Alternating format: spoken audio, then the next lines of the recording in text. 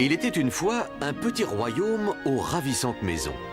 Un ruisseau coule au milieu du village et des collines verdoyantes s'étendent tout autour. Dans ce pays magique vivait aussi une petite sorcière, un loup de taille moyenne et un énorme géant, gigantesque. Chacun de ses pas était comme un coup de tonnerre et faisait trembler tout le pays.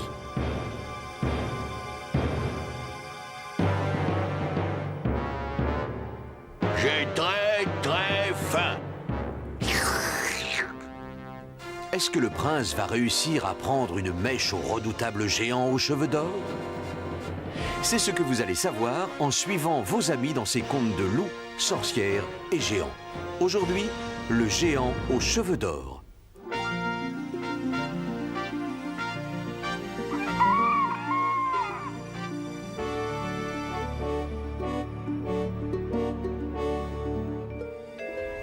Il était une fois un roi qui vivait dans son château avec sa fille qui était d'une grande beauté. Ce roi qui voulait garder sa fille avec lui refusait catégoriquement de la marier. Même à ce jeune homme, un beau prince qui était là jour et nuit et qui était très amoureux de la jeune fille. Alors le roi réfléchit à un moyen d'éloigner ce prince qu'il n'aimait pas. Et d'une façon définitive.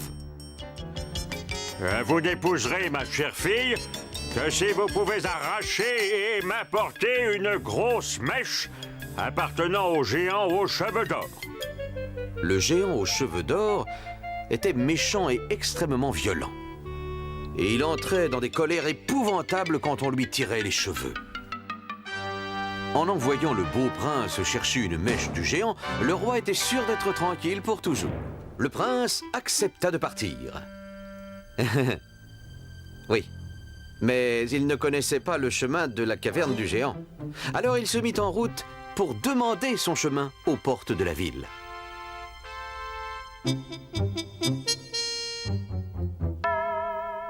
Halt! Où allez-vous? Demanda le caporal. Pouvez-vous me dire où je pourrais trouver le géant aux cheveux d'or? Oui, mais seulement si vous me dites pourquoi d'un seul coup nous n'avons plus l'eau dans nos fontaines. C'est probablement parce qu'il y a une grenouille qui est coincée dans un tuyau. Dit le prince. On va voir, mon petit. On va vérifier. Bon, alors, que c'est? Et le caporal se rendit au jardin pour voir si le prince avait raison. Après quelques recherches, le caporal dut faire des excuses et manger la grenouille.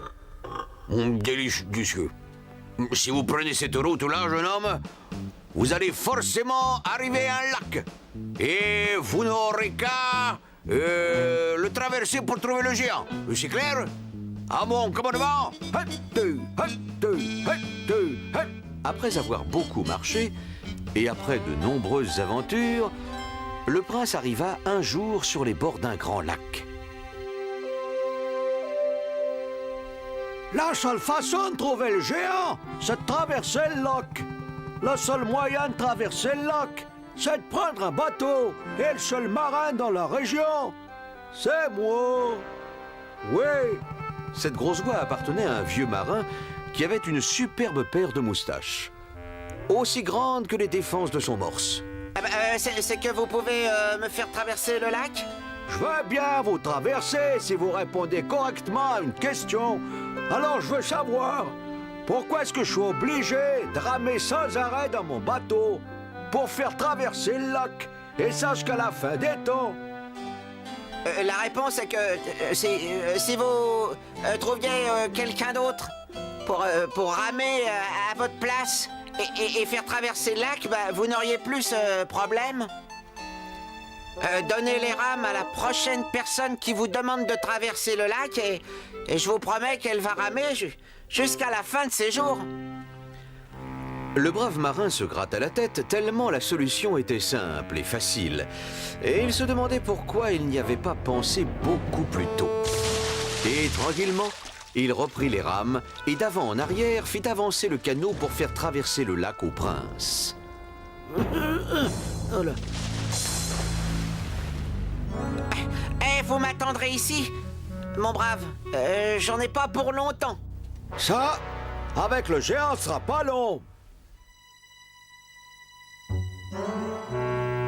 Bientôt, le prince se trouva devant l'entrée de la caverne du géant. Et il entendit l'écho d'un gigantesque ronflement venant du fond de la caverne. Les rochers tintaient comme des clochettes à chaque ronflement. Le son était énorme, amplifié par le tunnel. Le prince faisait très attention de ne pas faire de bruit dans ce labyrinthe creusé dans la montagne. Et tout d'un coup, le prince se trouva à l'entrée d'une chambre immense. Et là, au milieu de cette chambre, dans son pyjama rayé, le géant aux cheveux d'or dormait profondément. Le jeune prince se rappela les mots de la mission que le roi lui avait imposée: arracher une touffe des cheveux d'or du géant et revenir au château épouser la princesse. Alors, il rassembla son courage et il donna un grand coup sec sur une des mèches qui pendait et prit ses jambes à son cou pour sortir de la caverne. Hey!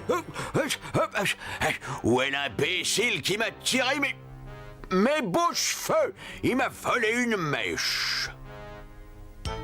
Le prince n'avait aucune envie de rester là pour lui répondre. Il courut le plus vite possible pour sortir de la chambre, le géant à ses trousses. J'ai très colère. Je sens une odeur de chair fraîche. Et je m'y connais, Grogna le géant. Il se mit à courir après le prince avec un bruit de tonnerre. Enfin, le prince retrouva l'entrée de la caverne. Et la précieuse mèche de cheveux à la main descendit à toute vitesse la colline pour regagner le bord du lac. Le géant étant évidemment toujours à sa poursuite. Le brave marin l'attendait patiemment dans son bateau. Mais étant donné la lenteur qu'il avait mis à traverser le lac à l'aller, le jeune prince, très sportif, plongea dans l'eau et commença à nager pour se sauver. Il comprit à ce moment-là que sa vie n'avait pas de prix. Le géant, furieux, appela le brave marin. Suis-le, c'est un ordre. J'ai pas le permis pour prendre des géants. Vous êtes beaucoup trop lourd et le bateau ne tiendra jamais le coup. Bon, je te propose un marché. Laisse-moi monter à bord et passe-moi les rames. Je vous en prie, ça avec plaisir. Dit le marin en plongeant dans le lac, suivi de près par son morse. Et le géant se mit à ramer, du matin jusqu'au soir. Et aux dernières nouvelles, il serait encore en train de ramer du côté de Quimper. Pendant ce temps-là, le prince était arrivé de l'autre côté du lac et prit le chemin du château avec la précieuse mèche de cheveux. Le roi ne fut pas content du tout de voir revenir le prince pour épouser sa fille. Mais le mariage fut célébré quelques jours plus tard. Les amoureux vécurent heureux et eurent beaucoup d'enfants. Cette histoire est tirée par les cheveux.